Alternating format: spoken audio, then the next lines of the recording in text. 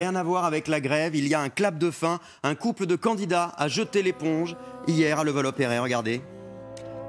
On attend ressasser les mêmes théories. Voilà, c'est fini, les Balkany. Ils comptaient à nouveau se présenter en 2020, mais ils renoncent car l'épée de Damoclès judiciaire risque de les en empêcher. Jugés en appel pour fraude fiscale, le parquet a réclamé pour eux deux 10 ans d'inéligibilité et 10 ans d'interdiction de gérer, mais surtout, et c'est ça qui fait la différence, avec exécution provisoire. On est en ligne avec Isabelle Balkany. Isabelle Balkany, bonjour. Bonjour. Alors comment vous vous sentez ce matin, un peu une orpheline de Levallois ? Vous savez, c'est un peu étrange d'abord parce que, en vous écoutant, j'ai l'impression que nous étions morts tous les deux. Donc ça donne un sentiment étrange. Et puis oui, c'est une décision personnelle très très difficile. J'ai toujours dit que Levallois avait été est toujours notre troisième enfant, de celui que nous avons élevé, s'il faut le dire. Et voilà, et c'est très difficile, mais... Mais vous avez le sentiment que le tribunal, en l'occurrence, a tout fait pour vous empêcher de vous représenter. La décision finale est censée arriver quelques jours avant le premier tour des municipales en 2020, en mars.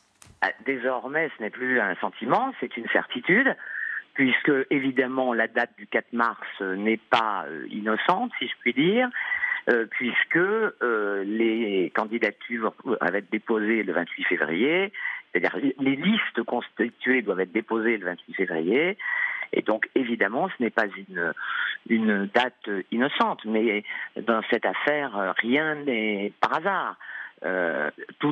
L'objectif, clairement, on le sait maintenant et on le voit aujourd'hui, était de nous empêcher de nous présenter. Mais c'est pas ça qui est grave, à la limite. Mais alors, attendez, excusez-moi, mais il vient de qui cet objectif? C'est la justice qui a envie de se payer oui, les Balkany?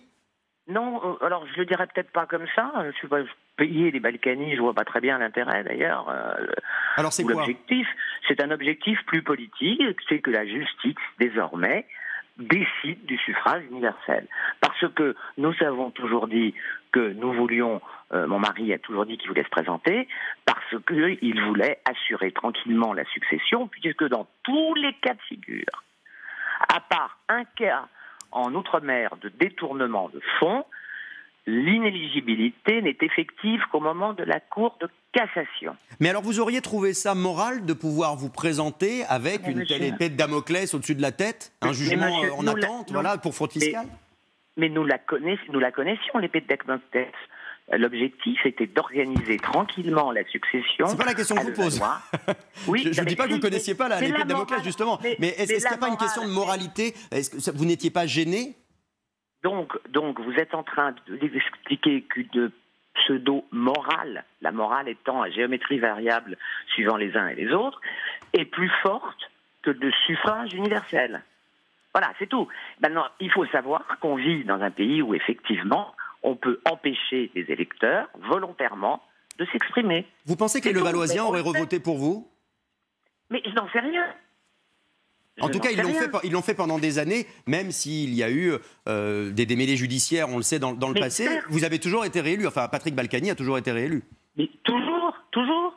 Mais le problème est, voilà, c'est aujourd'hui, il faut que vous sachiez que vous vivez dans un pays où la justice peut décider de manière totalement arbitraire qui peut voter et qui ne peut pas voter. Je vous rappelle par ailleurs que l'inéligibilité est en général consécutive d'erreurs ou d'infractions liées au mandat. Là, elles ne le sont pas liées au mandat. Alors, Monia Cachemire, qui est avec nous sur le plateau, avait une question pour vous. Bonjour Isabelle Balkany, je me posais la question, vous allez faire quoi maintenant? Vous savez, votre nouvelle résolution pour janvier, vous allez faire quoi? Alors écoutez, d'abord, je continue à être maire par intérim jusqu'aux élections, donc j'ai beaucoup de travail, je vous rassure. Et puis, vous savez, peut-être que j'écrirai, c'est mon métier. C'est mon métier depuis 50 ans, d'écrire. Mais en tout cas, avec Patrick Balkany, vous avez préparé l'après, puisque vous avez adoubé, entre guillemets, une équipe qui pourra continuer votre travail. Absolument, parce que, vous savez, dans une grande ville, c'est compliqué. Une équipe, ça doit être composé à la fois de jeunes, qui sont créatifs, qui ont des idées, qui évoluent avec la ville et les attentes des habitants. Et puis pour gérer au quotidien, Il faut des gens qui aient de l'expérience, qui soient donc, par Alors, conséquent, dernière un peu question. plus âgés. Voilà. Et donc, vous avez des équipes qui travaillent avec vous, qui vont se présenter sur votre liste, entre guillemets. Absolument, avec deux jeunes, Agnès Potier-Dumas et David Weiss, qui sont l'un un élu déjà, un adjoint, et l'autre une jeune femme qui est directrice de cabinet de mon époux, qui a travaillé à la région Île-de-France, enfin qui connaît parfaitement le fonctionnement des collectivités. Eh bien, on verra si, en tout cas, le nom Balkany, soutien des époux Balkany sur l'affiche électorale, leur permettra d'être élus et de continuer, effectivement, à gérer la ville de Levallois-Perret. Merci beaucoup, Isabelle Balkany, d'avoir été avec nous, en tout cas, ce matin.